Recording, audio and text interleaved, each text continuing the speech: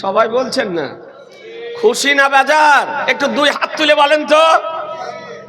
হুজুর যদি প্রতি বছর এই দেশে নিয়ে আসা হয় তা আপনারা নারাজ হবেন?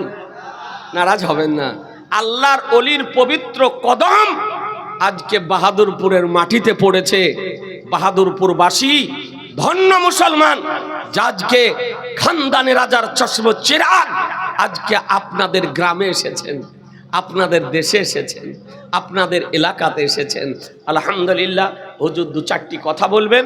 হুজুরের শুভাগমনের পূর্বে মহান রব্বুল আলামিনের নামে একবার ধ্বনি উচ্চারণ করুন সমবেতভাবে, নারায়ে তাকবীর। আর একটু জোরে বলেন,